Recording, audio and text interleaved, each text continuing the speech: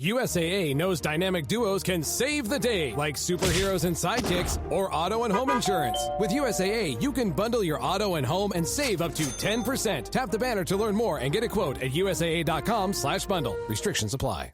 We may live over 5,000 miles from Lincoln Financial Field, but what we lack in proximity, we make up for in film study, and each and every week we'll be bringing you in-depth film breakdowns from across the pond and the Sooner State. Welcome to On the Shane page. I am your host, Shane Haff. You can follow me on Twitter at ShaneHaffNFL. I'm joined, as always, by BGN's own film guru, Jonny Page. Give him a follow on Twitter at JonnyPage9. Jonny, how are you doing? I'm good. Weird show, because we just did a show. So, been busy. Been watching Packers film. Obviously, as we know, we hired Sean Mannion. So the offense will be exactly the same. But yeah, do you want to explain what the hell we're doing for this lovely live show? Because it's a little bit of a weird one. It is. So we're going to keep it short and sweet, and I guess we'll explain why. Before we do, I just have to ask a question that popped into my head while I was introducing you. Now everybody hears 9 and they think of JJ McCarthy. Yep. Are you going to have to change your Twitter handle off of Jonny Page 9? Is this something we don't want to be associated with? See, no one's made that link until now, Shane, so I would have got away with it. But no, the brand, Shane, think of the brand. Every OG knows it's Nick Foles. So JJ McCarthy has nowhere near the talent as Nick Foles, clearly. So it's true, but nobody called Nick Foles 9. Well, they should, because what's the JJ McCarthy? What's the thing again? What's it? I know, like the meme, but what is it? His alter ego is 9. The alter ego, isn't it? Yeah. To be fair, I'm not sure anybody's going to be talking about JJ McCarthy next year, so he might not be a starting quarterback. Yeah, but. Anyways, I digress. Let's get back on task here. So what Jonny and I just got done doing was recording about a 30-minute video for Patreon where we went through and watched 25 snaps spread out over 5 games of Packers film last year. Included some snaps from a playoff game, some snaps with Malik Willis at quarterback, and just looking at concepts and things that we thought translate to the Eagles potentially to get an idea of what we might expect from the offense next year. And so similarly, I think it was last week or 2 weeks ago, we went through the Senior Bowl where Sean Mannion had a week to install an offense with college kids and got to call plays to get an idea of sequencing and things. So it's just continuing to try to build out an understanding of who Sean Mannion is, what kind of offense that he might prefer. And so if you're interested in all of that stuff, head over to our Patreon at patreon.com/EaglesFilmRoom. We have a $3, $5, and $7 a month tier. It gets you access to a lot of cool perks. The Discord is awesome. We've got lots of smart people in there talking Eagles football all day. We've got a guy doing draft stuff in the Patreon right now. Obviously, Jonny and I are still putting out content in there as well. And so the more of you that are in there, the more of that we can afford to do. And obviously we want to just continue to build that community. But what we just did is watch those clips and talked through them. And now for the public show, we're just going to give some synopsis, some takeaways. So if you want the film to back all this up, it's there in the Patreon. Go check it out. You can grab a free 1-week trial. But right now we're just going to talk some of our takeaways, what we really saw. And so, Jonny, I'll kick it over to you first. What's the first thing that really stood out to you when we were watching those clips? Yeah, so we haven't spoke about this. We obviously did on the Patreon, so very quick summary again. I watched 5 games. I watched every play. And then I tried to reduce it to roughly 5 plays a game. I'm going to start with, a question as well as an observation. I feel like Sean Mannion's Shrine Bowl offense is way more McVay-Shanahan-y than the Packers is, which I think is really interesting. And I don't know what I actually what it means for us. I think the Packers offense is way better in terms of a fit for what the Eagles have been historically with Hurts. That's just my overall, gut take. I think the McVay-Shanahan is obviously a total reboot. Way more under center, way more outside zone, way more boot action. I feel like the more I watched it, it's a bit of the Packers offense is a bit more, I would say, concept-y, maybe a bit more of we've got 15 plays that we run from 15 different ways, and that's all we do. But there's nowhere near as much under center, outside zone boot action as there is in a McVay hand style offense. So I feel like it's a really nice blend. I just do think it's really interesting that Mannion's Shrine Bowl was way more Shanahan-y. So whether Mannion's going to have like his own way of doing things, whether it's not going to be a copy of the Packers, I've just wasted my time watching all the Packers film, is interesting. But also, he's never really coached anywhere else. Right. The idea he's not going to bring the Packers to there, I think it's I've got lots of things I want to say, I guess, but I guess one of my big takeaways would be, I don't know how you feel, because obviously we watched the Shrine Bowl together as well, but to me, it is not the same. There's quite a few significant differences, actually. Agreed. And maybe some of what maybe you're just bare bonesing it in the senior or the Shrine Bowl because you don't have very much time. So maybe that's a portion of it. Maybe it's just him meshing some of these things together. Maybe it's things that he just likes and the personnel with the Packers didn't fit with as well. So it could be any number of those things for sure. But I did think it was different. You can tell it's all related. It's all from the same family, but it's not the same. So I definitely agree with you on that. And we briefly talked about this while we were watching the film, but said we were going to say most of that for this show. One of the big things that really stands out to me is the total revamp that's going to be needed for the Eagles' skill position personnel for this offense to work, because so much of it is predicated on wide receiver blocking. A lot of quick throws to the flat, setting up guys, run blocking downfield, lots of condensed receivers to block, which we obviously saw the Eagles do this year, but they can't block. The insert stuff, C-gap, B-gap inserts, like none of that works with the Eagles' current personnel. I mean, Devontae Smith is just too small. A.J. Brown has no interest in being a blocker. And the Eagles currently don't have a tight end under contract. Like, theoretically, Dallas Goedert works well as a nub tight end. You can let him block DNs and things, but he took a big step back this year as well. And whether that's age, injury, disinterest, I'm not sure. So personnel-wise, like, Darius Cooper would be great at the blocking aspect of this. We don't know what he's like going to be like as a receiver. We've mentioned Johnny Wilson, but how do you think the Eagles can get guys in the room that can do some of these things? Because honestly, I don't think they have a single receiver that is both a good blocker, a passable blocker, and has established himself as a receiver. So do you see that being a conflict? Do you think they're going to have to change things? Are they going to search for different personnel? What are your thoughts? Yeah, we said this. So for those of you, again, on the Patreon, you'll see the film, but there were a lot more, and I'm going to combine, I'm going to answer your question, but combine it with my other takeaway. One of my other big takeaways was, to me, they're way more RPO-y, if that is a term. And again, some of this is personnel. It could be because Jordan Love and Malik Willis are quite mobile. And look who they've currently got. The Rams have got Stafford, obviously, and 49ers have got Purdy. So neither of them are particularly mobile, and I think shotgun RPO game helps if your quarterback can keep it. You look at some of the Rams as well. Devontae Adams, he's hardly like a yak guy in the flat. Even Puka Nacua is more of a downfield, like contested catch guy. And there's they lost Debo and Ayuk. So some of this is personnel related, right? Who have the Packers got? A lot more guys who can break tackles, like your Jalen Reed, Golden. So some of it's personnel related, but they're way more shotgun RPO heavy, in my opinion, in the way they do things. And to me, it's a concern. It sounds weird to say it's a concern. Like these things take time, but I think it might take a while to get the personnel that they really want around here. It doesn't mean everyone needs to be 6'5" and like a giant blocker. I don't need 4 Johnny Wilsons, right? Some of them aren't big. Jalen Reed's not big. Devontae Smith will be fine. But I think you can't carry that many. Devontae Smith isn't great after the catch. That's the truth. To be honest with you, he's not a great fit for the bubble screens, which is a problem because you can't really use him on the bubble screen and you don't really want him blocking for the bubble screens. Like, maybe there's a world where Devontae doesn't play 100% of the snaps as well, and they have a little... Packers were almost famous amongst the fantasy community for consistently rotating into a lot of different personnel packages. Like, you couldn't predict their receivers. I think Christian Watson was always their guy, but look at his blocking in the clips as well, by the way. So I think the truth is they're going to need a very different receiver and very different tight end room. There's a lot of focus on the moment about the offensive line. Like, Stout's gone, they've got to learn a new scheme. I'm like, offensive linemen have been running outside zone their whole life. Yes, they might coach it differently.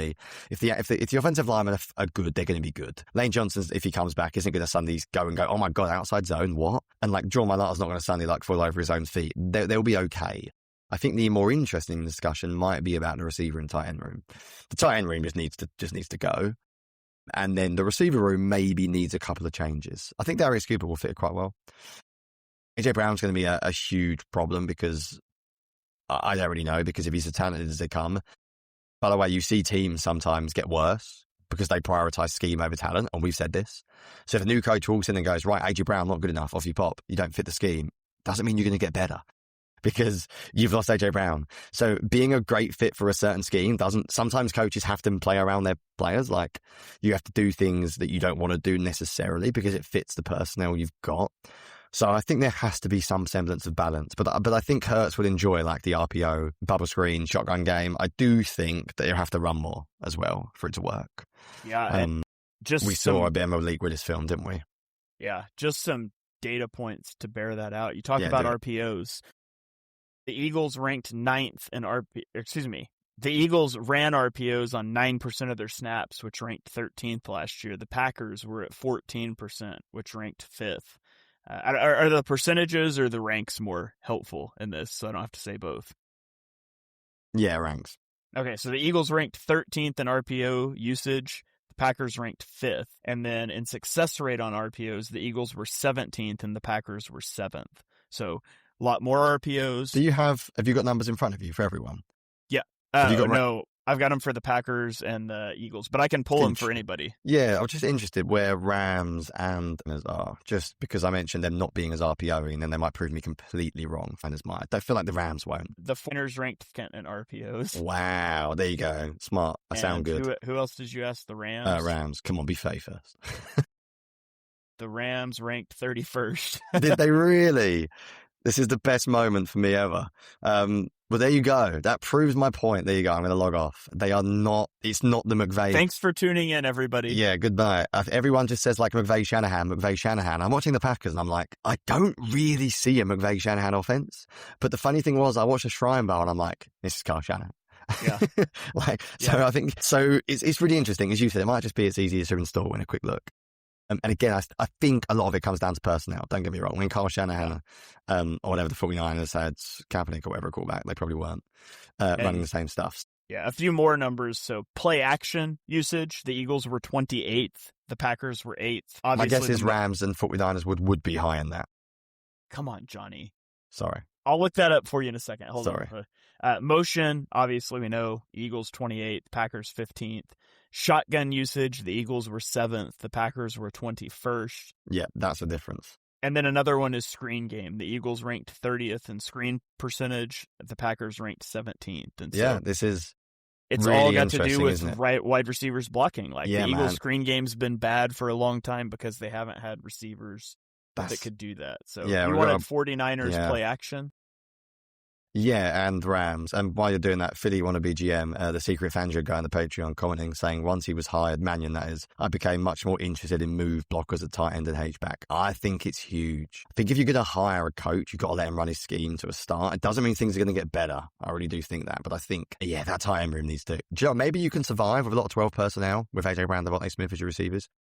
Again, with someone else like a Darius Cooper maybe, or an equivalent Romeo Downs or something. But then a tight end room's got to be totally different. Blow it up. I don't anyone like Granson, Calcaterra should be nowhere near. Who's the guy that I hated in the draft last year, that Bowling Green, that the Browns drafted? Howard Fannin. Yeah, Fannin. Fannin would be great in the Mannion would. offense. Well, David Njoku, Browns link there as well. Yeah. So the 49ers ranked 30th in play action rate, and the Rams ranked 1st. Wow, that's fascinating. And how different they are. It shows you what personnel means as well. Yep. Can I ask for one more number? Yeah. RPO of the Colts.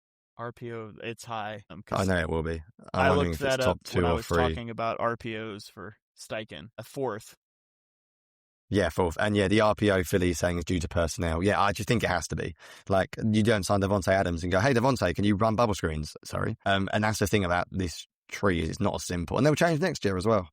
That's the beauty of great coaching. I just think it's really interesting. For me, everyone just keeps going on about like Packers being like the 49ers because obviously LaFleur coached under, Shanahan and McVay, right? Yeah. He's coached under both of them. But to me, it's different. I don't think it's the same. Obviously, there are similarities, but it's not completely the same. It's not like they're running the same ship. I think it's very different, I would say. In the last 3 years, Shane Steichen has ranked 1st, 3rd, and 4th in RPO rate. And the Eagles had a lot of success for that. And I think the Eagles need to get back into it, honestly. I do think the NFL's changing and that you can't just run like shotgun 11 personnel bubble screens.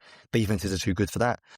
But also, Still a little bit of a numbers game. You can block well on the edge. You can run the ball well. You can enforce defenses.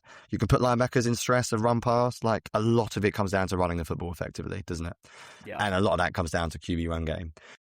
Which is something that we're going to have to watch, because the Eagles didn't run Hurts this year. And so you're going to get into, is that a Hurts preference? Is that an Eagles preference?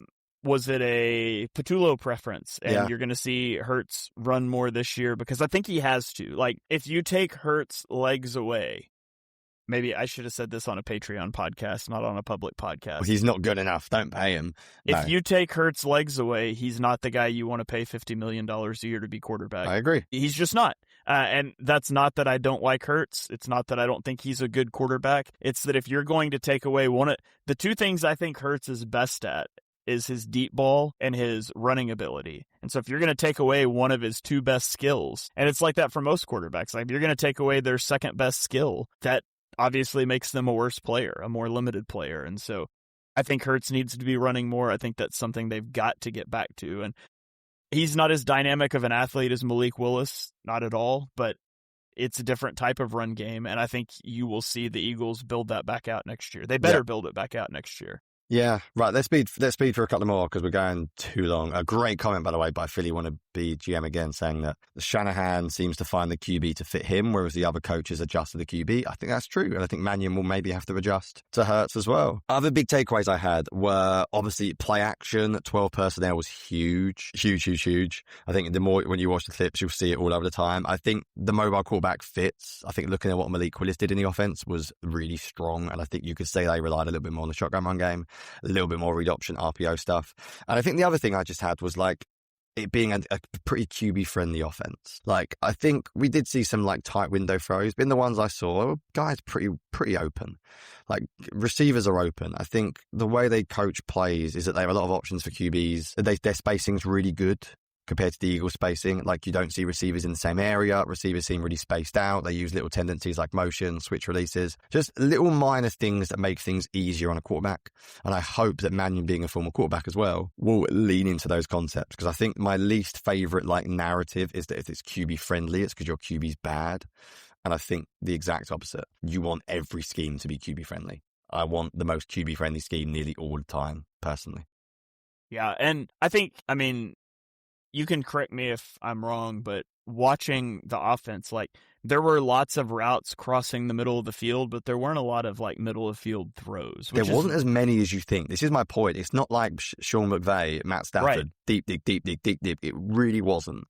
Right. Like there's one particular play that's sticking in my head from our film rewatch where it's play action and they've got a deep comeback route. But then coming from the other side, there's a dig route, but like by the time you would come off of that deep comeback to it, it's almost to the sideline. It's more like a flood. You're just coming from the opposite sideline. And then you've got a check down in the flat and a check down over the ball. And so like it's a simple the comeback to this dig route that's now getting to the sideline to either of our check downs to run the ball. And so many times last year we watched the Eagles, their primary idea didn't work and the backside was all just timing routes. It's all curl routes, hitches, things like that you just can't reasonably get to. And I didn't see that with the Packers. What I saw was a lot of receivers flowing into the quarterback's field of vision, bootlegs where the quarterback has an option to tuck the ball and run it if he gets a favorable look. Like a lot of those things is what we're talking about when we say QB friendly. We're not talking, your average depth of target is 1.8 yards because you're Daniel Jonesing your way to MVP candidacy in October. Yeah. That's not what I'm talking about when I say QB friendly. This episode is brought to you by Indeed. Stop waiting around for the perfect candidate. Instead, use Indeed sponsored jobs to find the right people with the right skills fast. It's a simple way to make sure your listing is the first candidates see. According to Indeed data, sponsored jobs have 4 times more applicants than non-sponsored jobs. So go build your dream team today with Indeed. Get a $75 sponsored job credit at Indeed.com/podcast. Terms and conditions apply. Support for this show and the Fans First Sports Network comes from Strong Coffee Company. Elevate your coffee routine with Strong Coffee Company's Black Instant Blend and Lattes. Both feature organic coffee, protein, MCTs, and adaptogens for sustained energy and mental clarity. With quick delivery and exceptional taste, their coffee is a convenient option and a nutritious addition to your daily routine. Experience a healthier, most productive day with Strong Coffee Company. Visit strongcoffeecompany.com and receive 20% off at checkout using promo code FFSN. Again, strongcoffeecompany.com, FFSN. Yeah, I agree. Was there any other big takeaways? I've got one other one that I was going to mention, but any other big takeaways in general that you had? And I think the middle of the field one's a really good one. It's not, I've asked you for one, I'm giving my own. I think the idea Hurts couldn't play in this offense is nonsense. It's not under center, deep digs, backside digs, like reading front side, getting to your backside read. It's not that. Like, it wasn't that often. Barely any big plays. Now, what I only went through 5 games, but I didn't see a great deal of that at all. Right. I think the last thing I would mention is just how often they would run the same things from just slightly different looks. Like, we showed 3 clips. I think it was all from the same game against the Commanders, where they would run a verticals route. Like, if you've ever played Madden, you get the verticals route from the bunch where, like, the point guy kind of runs the post route and the inside guy goes up the seam and the outside guy wheels to the sideline. Like, we saw him run that and hit the seam off of motion, and then we saw him come back to that, but instead of it wheeling, it instead of the tight end breaking on the post, he actually broke outside and it became a corner route. And then they came back later, I think it was from under center, and basically ran the same thing with the vertical routes again. So they were attacking the defense in the exact same way from basically the same look, but they slightly moved guys around, or they would switch release one time and just to confuse the defense. And so you can take a basic concept and you can put different window dressing over it and make it look like an entirely different play to defend, when in reality your quarterback's just reading the same thing. And that kind of ties into the QB friendly thing again, but I thought things were sequenced well. They built off of each other well, and that extends to run game and some other things too, how they would come back to looks, but primarily that pass sequence is what stuck in my head. Yeah, let's get out of it shortly, but I thought I'd give you something, Shane. You're not the only one with stats. So Jordan Love, intermediate middle throws of the field this year for quarterbacks with at least 100 pass attempts, ranked 30 to 45. He attempted 35 out of 439 total passes, which ranks him 45th. Again, some other sites might have different metrics, but the one I'm using, again, whatever, he was bottom 3rd. If you look at guys at the top, it was interestingly Tyler Shuck, the Saints guy, Caleb Williams, Dak Prescott, like big arm guys. So he was significantly below the league leaders. So, yeah, the idea that they were just hammering it, and Jalen Hurts, how is he going to suddenly react to this? I really don't think. I think the absolute non-negotiable, big takeaway he is simply going to have to do, and I'm not going to talk Super Bowl on the show because we're going too long already, but I will say one big thing I had from the Super Bowl was the Seahawks being under center on half of their snaps. I think the absolute non-negotiable that Hurts will have to learn that is going to be different is under center passing. I think whether that's like outside throws, I don't just think everyone assumes like under center play action and it's like, oh, it's middle of the field. No, it can be like a comeback from under center. They're going to have to expand their under center game. I think that is going to be the big change. I think that is the one that's going to be the one that Hurts will have to get used to, because although I'm saying it is a more friendly offense to him, the Packers still live in under center quite a lot. So he is going to have to get used to that. Yeah. All right. Anything else that you want to mention about the No, Packers offense? I went into this on Patreon quite hard. So the idea of them targeting the flat, a lot of their concepts hit the flat hard. Yards after the catch is another thing that they did really well as an offense. We spoke mainly pass game, so I would just say like run game wise, it's not just outside zone. You get more duo than you might expect. And you do get some split zone, some inside zone, some shotgun stuff. So it's not just like under center outside zone, under center outside zone. But I think we'll leave it there. We'll leave some meat on the bone for the Patreon. I'm going to have some videos out soon on free agency as well. We've got so much stuff on there. I put out a 25 play video clip, which took forever. And also the Shrine Bowl charting took forever. So if you appreciate the work, if you would like to help, please support us. And that's really it from me. All right. Any? Did you want to give any reactions to the Super Bowl, or did we waffle too long? I just said I was going to skip it if you were listening, Shane. But no, but Joe, I've already mentioned my two big ones. I'll give you like. Well, I will admit I wasn't. I did zone out. We all know. I zoned out because I was trying receipts. to get the film stuff posted to the Patreon. We have receipts, and I won't because for our Patreons. I prioritize them over your waffling. Me. Yeah, wonderful. I won't do too much. You've already spoke about it with Mark, haven't you? So I would just say I think the idea that, run game, defense, it's big still. And I think the under center idea. I do think the under center idea. But just a very quick comment. You literally got it just in time from what an at drop dribbly. Love it. Do you think the new O-line coach deserves the criticism, or was it personnel, or both? My honest opinion is I struggle to rank coaches based on how well their like group done. I think grading coaches is so hard. I haven't looked into him in a huge amount of detail, but if they've not got very good players, the offensive line won't look very good. Like for me, I care about like penalties and stuff, and I also care about the way people speak about him. So when someone goes, who just left the Eagles on defense? Christian Parker. Well, how do you know he's going to be good? Well, I don't. He's never called a defense before. All I can do is I can tell you that Eagles defensive backs speak incredibly highly of him. Watch the interviews and go from there. For what I read about the new O-line coach, seems to be well respected across the league from the way people say. So I'm not going to worry about his unit performing quite poorly because that depends on so many other factors. Yeah. So we got a comment here, Jonny, that's asking what you think about the new O-line coach. I'm totally kidding. Don't look at me like that. I was reading and I was like, what? Yeah, I'm totally with you. It's so hard to parse out like what a position coach is responsible for. We were having this conversation, the Patreon, the other day about Aaron Moorhead and the lack of receiver development in the 5 or 6 years he's been here. And it's like, and somebody raised the point, like, we've always said Howie's bad at drafting receivers. So, is it bad drafting? Is it bad development? Who the heck knows? And it's kind of like that too with any position coach. It's just hard to isolate. And beyond that, I haven't grinded film on the Vikings offensive line. So I couldn't, even if I was prepared, I probably couldn't give you a good answer to that, but I'm also not even prepared for that. So I think you just hope for the best. You assume this is the guy that Mannion wanted to bring in. And, obviously, I think it's fair to say, obviously, he'll be a downgrade from Stoutland, but he will fit the scheme better. Yeah. And that's the thing. As we said, they're blowing it out. Got to do something different.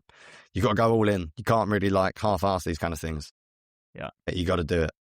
So, all right. Well, with that said, we will get out of here. Again, all of our film watch along, it's about a 30-minute video, is on Patreon. You can grab a free 1-week trial to our $5 or $7 a month tier to get access to that. It is not available for the $3 a month tier. That's mostly Discord and ad-free podcasts. But come check it out. We think you'll like it. We think you'll want to stick around. If not, we will continue to put stuff out here in the off season. But a lot of our film stuff will be in Patreon. A lot of our takeaways from it will be what hits the public feed. So regardless of where or how you support us, whether it be Patreon, whether it be listening on podcast platforms, watching on YouTube and Twitter, we really appreciate you guys. Likes, follows, 5-star reviews are always greatly appreciated. And that's going to do it for this one. We will catch you guys next time.